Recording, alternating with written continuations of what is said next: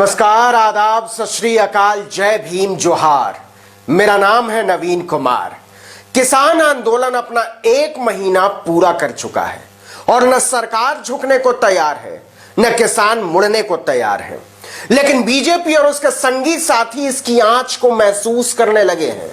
हरियाणा में तो हालत यह हो गई है कि बीजेपी के ही दिग्गज नेता, पूर्व मंत्री और कार्यकर्ताओं को मोदी जी के लाए हुए कृषि कानूनों के खिलाफ धरने पर बैठना पड़ रहा है। किसानों पर वाटर कैनन चलवाने और सड़कें खुदवाने के लिए बदनाम हो चुके मुख्यमंत्री मनोहर लाल खट्टर से लेकर उप मुख्यमंत्री दुष्यंत चौटाला तक घर से निकलने में घबरा रहे हैं। किसान उन्हें सत्ता का लालची बता रहे हैं। दुष्यंत चौटाला का तो हेलीकॉप्टर तक किसानों ने नहीं उतरने दिया, फावड़ा लेकर हेलीपैड ही खोद डाला।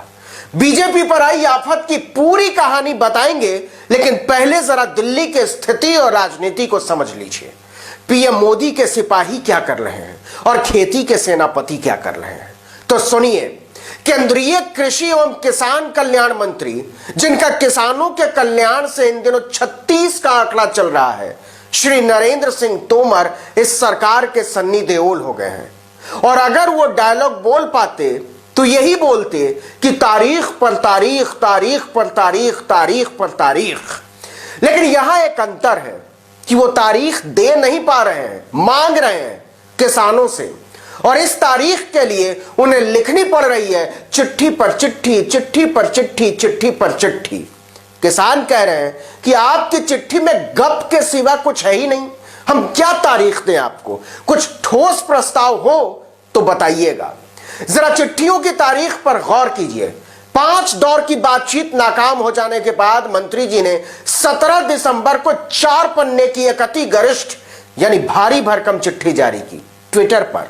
3 दिन बाद 20 दिसंबर को उनके मंत्रालय ने किसानों से बातचीत की नई तारीख मांगने के लिए दूसरी चिट्ठी लिखी और 4 दिन बाद 24 दिसंबर को फिर से एक चिट्ठी लिख मारी। किसानों ने इसे भी सरकार का टाइम पास करार देकर हवा में उड़ा दिया। दरअसल मोदी सरकार किसानों के साथ खेल रही है। इस खेल की भी कहानी बताएंगे, लेकिन अभी जरा हरियाणा में बीजेपी की हालत बता देते हैं। ऐसी दुर्गति हुई है कि उसकी समझ में नहीं आ रहा हंसे या रोएं। मोदी जी को बहुत शर्म आएगी यह सुनकर कि खुद सरकार चला रहे भाजपा नेताओं को किसानों के साथ उनके लाए हुए कानूनों के खिलाफ धरने पर बैठना पड़ रहा है। मोदी जी के पहले मंत्रिमंडल में ग्रामीण विकास और पंचायती राज मंत्री रहे चौधरी बीरेंद्र सिंह ने रोहतक के सांपला में न केवल किसानों के साथ कृषि कानूनों के खिलाफ धरना दिया, बल्कि यहां तक कहा कि मोदी जी जो कानून लेकर आए हैं उससे मुट्ठी भर किसानों का ही फायदा होना है। यह कानून देश के अधिकांश किसानों के खिलाफ है, इसलिए किसानों का विरोध जायज है।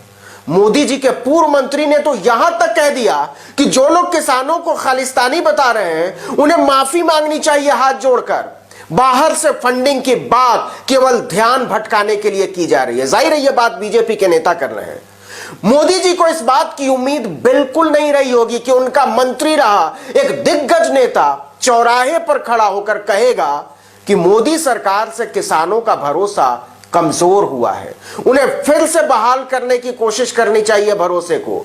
मोदी जी को यह सोच सोचकर और खराब लग रहा होगा कि चौधरी बीरेंद्र सिंह न केवल खुद उनके मंत्रिमंडल में बाकायदा किसानों के महकमे वाले मंत्री रहे हैं, बल्कि उनके बेटे अभी भी हिसाब से बीजेपी विधायक हैं। वो खुद अभी भी पार्टी की यानी बीजेपी की राष्ट्रीय कार्यकारिणी के सदस्य हैं। उधर जींद जिले के उचाना में उप मुख्यमंत्री दुष्यंत चौटाला का हेलीकॉप्टर उतरने के लिए बनाए गए हेलीपैड को गुस्साए किसानों ने फावड़े से खोद डाला। किसानों ने कहा कि जब तक दुष्यंत चौटाला इस्तीफा देकर किसानों के बीच नहीं आते तब तक उन्हें क्षेत्र में घुसने नहीं देंगे और किसी नेता को नहीं घुसने देंगे। किसानों ने दुष्यंत चौटाला गो बैक के नारे भी लगाए और किसानों के आक्रोश को देखते हुए चौटाला को अपना दौरा रद्द करना पड़ा। किसान जहां भी बीजेपी और जजपा के विधायकों और मंत्रियों को देख रहे हैं उनका घेराव कर रहे हैं। इसके पहले 22 दिसंबर को किसानों ने अंबाला शहर से गुजरते हुए मुख्यमंत्री मनोहर लाल खट्टर के काफिले को भी रोक लिया था और उन्हें काले झंडे दिखाए थे। पुलिस ने उन्हें बड़ी मुश्किल से पीछे के रास्ते से बाहर निकाला था। इसके बाद पुलिस ने 13 लोगों के खिलाफ हत्या की कोशिश, फसाद करने, आपराधिक धमकी, हथियार से मारपीट, जानबूझकर चोट पहुंचाना और अवैध सभा करने के आरोप में मामला दर्ज किया। इससे किसानों का गुस्सा और भड़क उठा। अब जरा एक बार फिर से चिट्ठी के नाम पर किसानों के साथ मोदी सरकार के खेल पर आते हैं। 20 दिसंबर को भेजी गई सरकार की चिट्ठी के जवाब में किसान नेता शिव कुमार कक्का ने कहा था कि सरकार किसानों की अनदेखी कर आग से खेल रही है, उसे जिद छोड़ देनी चाहिए। अब सरकार की होशियारी को जरा ठीक से समझिए। कृषि मंत्रालय के सचिव विवेक अग्रवाल ने 20 दिसंबर को जो प्रस्ताव भेजा था वो किसान नेता डॉक्टर दर्शन पाल के ईमेल आईडी पर भेजा था। इस प्रस्ताव को ठुकराने का जवाब भी डॉक्टर दर्शन पाल की मेल से भेजा गया। इस पर सरकार ने पूछ लिया कि ये एक आदमी की राय है या सभी संगठनों की। किसानों ने कहा यह सरकार की होशियारी है। उन्होंने जवाबी मेल में लिखा कि आपकी चिट्ठी आंदोलन को बदनाम और कमजोर करने की कोशिश है। यह जवाब संयुक्त मोर्चे की सहमति से भेजा गया जवाब था, इसको समझ लीजिए। इस पर सवाल उठाना सरकार का काम नहीं है साहब। सरकार कथित किसान नेताओं और ऐसे कागजी संगठनों के साथ समानांतर बातचीत करके आंदोलन को तोड़ने की कोशिश कर रही है, जिनका आंदोलन से कोई लेना देना नहीं है। आप किसानों के साथ ऐसे सलूक कर रहे हैं जैसे हम पीड़ित न होकर आपके राजनीतिक विरोधी हैं। आपका यह रवैया किसानों को विरोध प्रदर्शन को तेज करने के लिए मजबूर कर रहा है।